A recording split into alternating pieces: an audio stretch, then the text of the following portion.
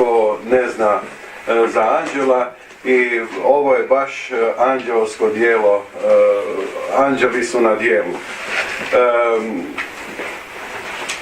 To je bilo negdje krajem ili početkom 90. godina kad sam se upoznao isto na neki način dijelom anđela sa Zlatom.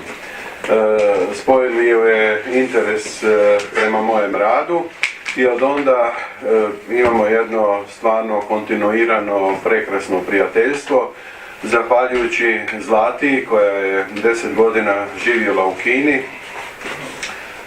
i ja sam isto imao prilike okusiti taj dalekoistočni svijet koji mi je trajno promijenio život. Stvarno taj posjet Kini i taj boravak u Kini je promijenio moj način življenja i to na bolje. Pa na kraju eto i dopeljanje i Zlatu danas sa ovom izložbom u Varaždinu. Zlata, prepuštam ti.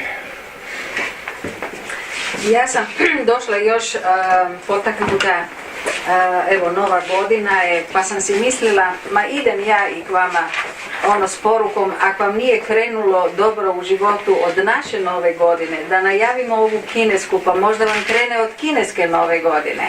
Ako ni tada ne krene, u Kini ima 56 nacionalnosti, neki od njih imaju isto svoje kalendare, i tako da u Kini ne nedostaje novih godina, negdje do maja mjeseca se stalno neka nova godina slavi, pa u jednoj će krenuti, jel?